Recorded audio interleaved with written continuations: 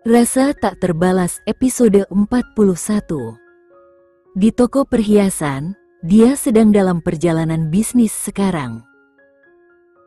Tunggu sampai dia kembali, dan aku pasti akan merencanakan sesuatu yang istimewa, kata Jenny sambil tersenyum lembut. Farah mengangguk penuh semangat. Tentu saja, kakak ipar. Dan kalung ini benar-benar cantik. Jenny tersenyum hangat sambil berkata, tapi tidak secantik dirimu, sayang. Jenny kemudian mengambil kalung itu dari leher Farah dan berkata, biar aku bantu mengemasi barang-barang ini.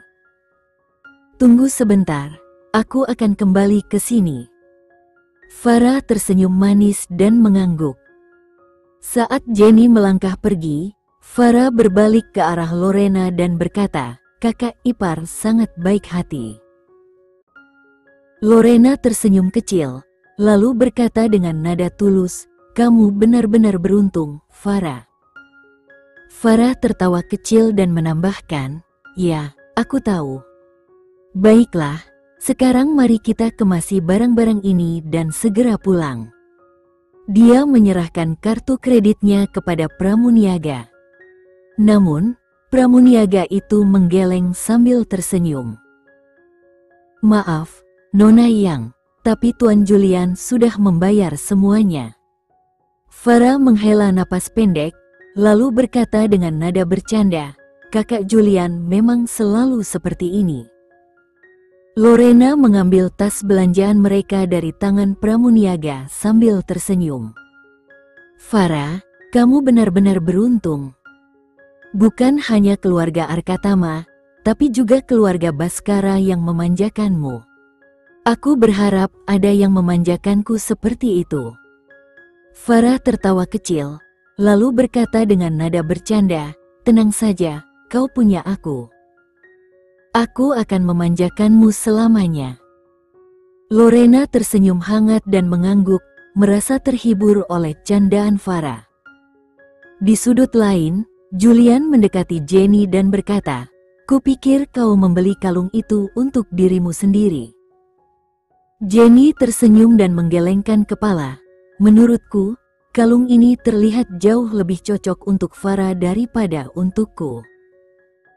Julian menatapnya dengan penuh kasih dan berkata, kalau begitu, sekarang giliranmu. Pilih sesuatu untuk dirimu sendiri. Setelah itu kita akan makan malam. Jenny mencibir manja.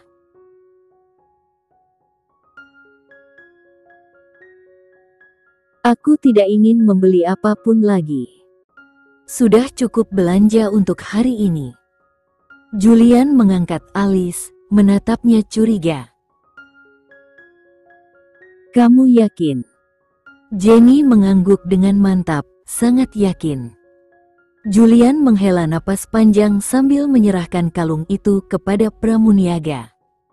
Tolong kemasi ini untuk kami, ujarnya dengan nada tegas. Namun, sebelum Julian sempat mengeluarkan kartu kreditnya, Jenny dengan cepat menyodorkan kartunya kepada pramuniaga. Julian memandangnya dengan alis terangkat, jelas kebingungan. Apa yang sedang kamu lakukan, Jenny? Jenny menatapnya penuh percaya diri dan menjawab, aku membayar hadiahku untuk Farah. Julian menggelengkan kepala, mencoba mengambil alih situasi. Tidak, kamu tidak perlu membayarnya. Jenny tidak menyerah. Dia mengangkat alisnya dan berkata, Julian, kamu sudah membayar semua pakaian dan barang belanjaanku tanpa aku berkata apa-apa. Kamu selalu membayar segalanya, dan aku tidak pernah protes. Tapi kali ini adalah hadiahku untuk Farah. Jadi, aku harus membayarnya sendiri. Tidak ada kompromi. Julian menghela napas, menyerah pada tekad istrinya. Baiklah, tapi ini pertama dan terakhir kalinya aku mengizinkanmu membayar sesuatu ketika aku ada di sini. Dan besok, aku akan memberimu kartu baru. Gunakan itu mulai sekarang, mengerti? Jenny terkekeh kecil dan berkata, baiklah.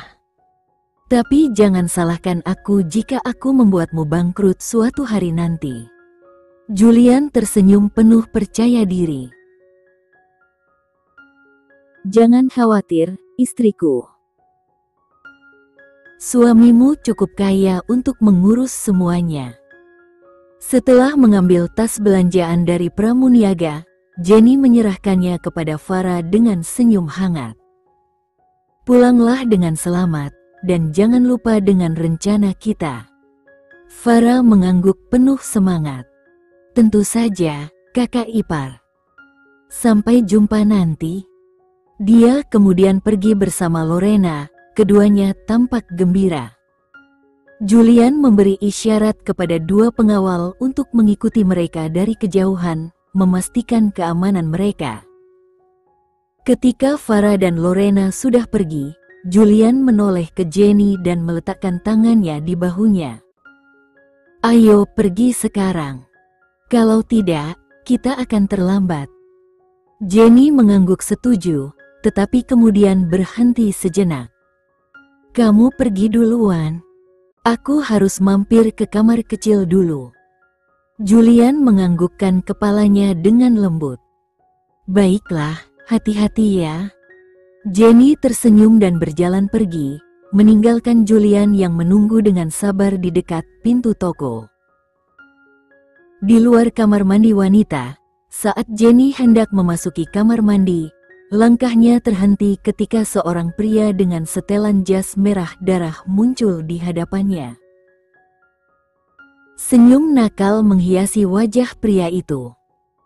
Halo, Nyonya Jenny, sapa pria itu santai.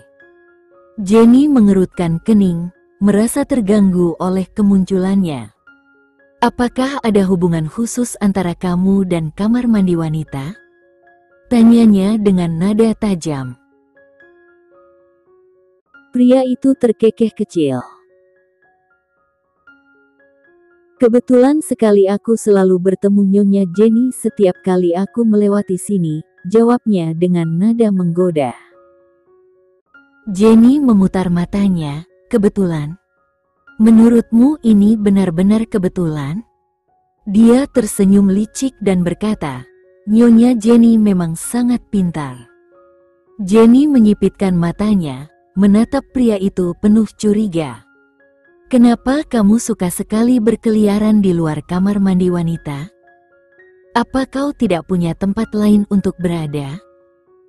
Dengan santai, pria itu menyeringai dan menjawab, kalau aku bisa melihat wanita secantik Nyonya Jenny di sini, bukankah ini tempat yang tepat untuk berada? Jenny menghela napas dalam, berusaha menjaga ketenangannya. Dengar, Tuan Argo, aku tidak tahu apa yang kau inginkan, dan aku tidak peduli. Tapi kalau kau punya rencana jahat terhadap suamiku atau keluargaku, sebaiknya kau singkirkan niat itu sebelum kau menyesal. Argo menatapnya dengan ekspresi penuh teka-teki. Apakah Tuan Raka termasuk dalam kategori keluarga yang kau maksud, Nyonya Jenny? Tanyanya sambil menyeringai. Pertanyaan itu membuat Jenny terdiam sejenak, sebelum dia melangkah masuk ke kamar mandi, mengabaikannya. Namun, suara Argo kembali terdengar di belakangnya. Bagaimana jika aku bilang aku ingin menghancurkan perusahaan Dwitama? Jenny berhenti sejenak, lalu tersenyum sinis. Kenapa aku harus peduli dengan Raka atau urusannya? Kau bebas melakukan apapun yang kau mau dengannya. Itu bukan urusanku. Argo mengangkat alisnya, tampak terkejut namun tertarik. Benarkah? Jadi, Nyonya Jenny sama sekali tidak peduli lagi dengan mantan tunangannya. Jenny menatapnya dengan dingin dan berkata, Raka sudah punya istri yang bisa peduli padanya. dan aku tidak punya waktu untuk membahasnya denganmu. Tunggu sebentar, kenapa aku harus membuang waktu membicarakan dia denganmu? Argo menyeringai, tidak terganggu oleh responsnya. Jadi, kau ingin mengatakan bahwa kau tidak lagi memiliki perasaan apapun terhadap Raka dan tidak peduli padanya? Jenny mengangkat tangannya, menunjukkan cincin kawinnya dengan bangga. Aku sudah menikah, Tuan Argo.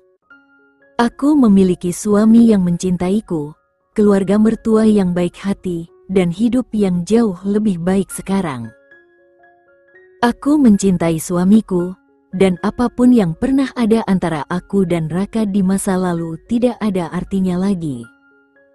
Sekarang, dia hanyalah suami saudara perempuanku. Tidak lebih, tidak kurang. Kalau kau permisi, suamiku sedang menungguku di bawah.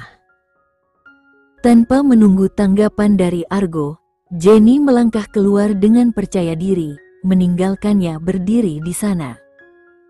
Tidak jadi menggunakan kamar mandi wanita? Tanya Argo dengan nada sinis.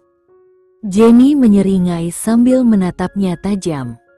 Kamar mandi itu jadi bau karena kehadiranmu. Ngomong-ngomong, kalau kamu sangat tertarik dengan kamar mandi wanita, kenapa tidak masuk saja sekalian? Wajah Argo langsung mengeras mendengar jawabannya, tapi dia tidak mengatakan apapun. Dia hanya menatap Jenny yang melangkah pergi dengan penuh percaya diri. Setelah Jenny menghilang dari pandangannya, Argo melampiaskan rasa frustrasinya dengan membanting tangannya ke dinding. Wajahnya berubah gelap saat dia mengeluarkan ponselnya dan menelepon seseorang. Begitu panggilannya diangkat, suara pria di ujung telepon terdengar santai. Jadi, bagaimana hasilnya? Argo mengerutkan kening dan mengakui dengan nada kesal, kau benar. Rencanaku tidak berhasil. Pria di ujung telepon terkekeh, seolah sudah memprediksi hasil tersebut. Sudah kubilang, Julian bukan tipe orang yang bisa dibodohi semudah itu. Bahkan jika kau berhasil, ada orang-orang di sekitarnya yang lebih sulit dihadapi. Yang Bima dan pria dari keluarga Pratama, si dokter, adalah rintangan besar. Sampai kau menyingkirkan mereka, kau tidak akan pernah berhasil. Mengerti? Argo mengangguk meski tahu pria itu tidak bisa melihatnya. Sebuah senyum licik terbentuk di wajahnya. Aku tahu apa yang harus kulakukan sekarang. Bagus. Hubungi aku jika kau butuh bantuan, kata pria itu sebelum menutup telepon. Ketika Jenny keluar dari gedung, Julian langsung menyambutnya dengan alis terangkat. Kenapa lama sekali? Tanyanya. Jenny menghela napas ringan dan menjawab, tidak apa-apa, aku hanya kebetulan bertemu seseorang. Julian menatapnya dengan curiga. Seseorang? Siapa? Jenny berhenti sejenak, berpikir apakah dia harus memberitahu Julian tentang Argo, tetapi akhirnya memutuskan untuk tidak melakukannya. Ah, bukan siapa-siapa. Hanya orang yang tidak penting. Ayo kita pergi sekarang, aku tidak ingin kita terlambat. Julian memperhatikan ekspresinya sejenak sebelum akhirnya mengangguk. Baiklah. Dengan tangan Julian yang melingkar di pinggangnya, mereka berjalan menuju mobil, meninggalkan kekacauan kecil di belakang. Di rumah sakit, Alisa sedang menyelesaikan konsultasi dengan pasien terakhirnya, ketika pintu ruangannya diketuk 2 kali. Masuk, ucap Alisa sambil menyerahkan laporan hasil pemeriksaan kembali kepada pasien. Ketika pintu terbuka, Alisa mengangkat alisnya, sedikit terkejut melihat siapa yang berdiri di sana. Namun, dia tetap tersenyum profesional pada pasiennya. Baik, Jangan lupa kembali 2 minggu lagi untuk mengulang semua tes ini, pesannya dengan lembut. Pasien itu mengangguk penuh penghormatan, mengucapkan terima kasih, lalu pergi. Begitu pasien keluar, pria yang baru saja masuk berbicara dengan penuh semangat. "Halo, Dokter Alisa. Kenalkan, nama saya Wisnu," katanya, disertai senyum lebar. Alisa melepas mantel putih dokternya dan menatap Wisnu dengan datar. "Apa yang kau lakukan di sini?" Wisnu memasang ekspresi berpura-pura terluka sambil mencibirkan bibir. "Yah, paling tidak aku mengharapkan senyuman dan jabat tangan."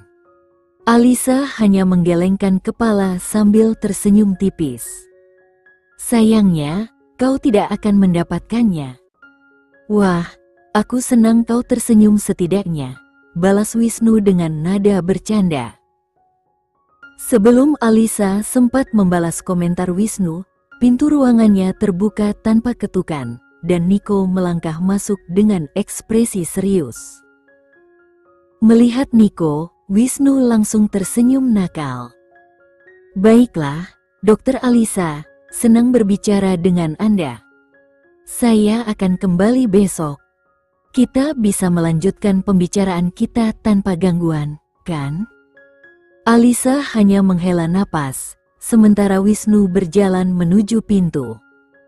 Sebelum keluar, dia berhenti sejenak, tersenyum lebar, dan berkata dengan nada menggoda, "Oh, senyuman Anda manis sekali, Nona Alisa."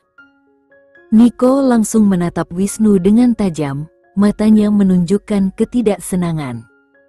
Merasa puas telah memancing reaksi, Wisnu menjulurkan lidah seperti anak kecil, dan buru-buru berlari keluar sebelum Niko bisa mengatakan apapun. "Apa yang dia lakukan di sini?" tanya Niko dengan nada tegas. Alisa memutar matanya, lalu menatap Niko. "Pertanyaanku sama. Apa yang kamu lakukan di sini?" Niko menghela napas panjang, mencoba menjaga ketenangannya. "Bukankah sudah kubilang aku akan menjemputmu untuk makan malam?" Alisa meraih mantel putihnya dan mulai merapikannya. "Berikan saja alamatnya, aku akan memanggil taksi." Wajah Niko mengerut, jelas tidak setuju. Tempat itu cukup jauh, dan sekarang sudah mulai malam. "Sebaiknya kau ikut denganku." Alisa menatapnya dengan pandangan datar. "Aku tahu bagaimana cara menjaga diriku sendiri. Kamu tidak perlu khawatir." Saat Alisa melangkah keluar dari ruangannya, Niko dengan cepat meraih lengannya. "Jangan keras kepala, Alisa. Di luar sana tidak aman." Alisa tersenyum sarkastik, melepaskan lengannya perlahan. "Tidak aman? Menurutmu apa yang akan terjadi? Aku akan diserang? Diperkosa, mungkin? Atau dianiaya?" Niko terdiam, mencoba memahami kemana arah pembicaraan ini. Alisa menatapnya tajam, nada suaranya semakin menusuk. "Itu semua normal, bukan? Terutama bagi wanita sepertiku yang, seperti katamu, sudah tidak menjaga dirinya. Jadi, Tuan Niko, kau tidak perlu peduli." Wajah Niko berubah muram. Dia mengepalkan tangannya dan berkata dengan suara keras, "Cukup, Alisa." "Kenapa?" "Aku hanya mengulang kata-katamu," jawab Alisa dengan dingin, tak menunjukkan emosi. Niko mencoba menenangkan suaranya, memandangnya dengan penuh harap.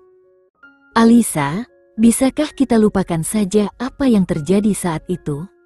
Aku menyesalinya, sungguh." Alisa tersenyum kecil, tetapi senyumnya dipenuhi rasa pahit. "Aku tidak akan pernah melupakan malam itu, Niko. Dan aku tidak akan membiarkanmu melupakannya juga." Tanpa menunggu jawaban darinya, Alisa berbalik dan berjalan pergi, meninggalkan Niko berdiri tanpa daya. Niko hanya bisa memandang punggungnya yang menjauh, merasa tak berdaya mengubah apa yang telah terjadi. Saat berada di luar, Alisa mengeluarkan teleponnya dan menelepon Julian. "Julian, kirimi aku alamat restorannya," katanya dengan nada dingin. Di ujung telepon, Julian mengerutkan kening. "Kupikir kau dan Niko akan pergi bersama?" Alisa tidak menjawab, membiarkan keheningan menggantung di antara mereka. Merasa ada sesuatu yang salah, Julian bertanya, "Di mana kamu sekarang?" Alisa menjawab, "Di rumah sakit." "Tunggu di sana. Kami akan segera datang," kata Julian dengan nada tegas sebelum menutup telepon.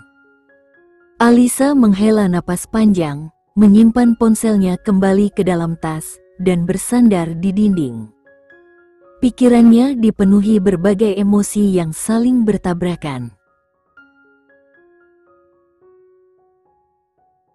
Sekian dulu ya video kali ini, kita lanjutkan lagi videonya di lain waktu. Oh iya, bagaimana menurut kalian? Semoga bisa sedikit menghibur kalian semua. Untuk teman-teman yang baru nonton, jangan lupa subscribe ya, hehehe. Dan kalau teman-teman ada yang ingin gabung langganan, bisa langsung gabung saja untuk dapat fitur yang menarik dan sedikit membantu Mimin. Terima kasih banyak sudah menonton, sampai jumpa lagi, bye.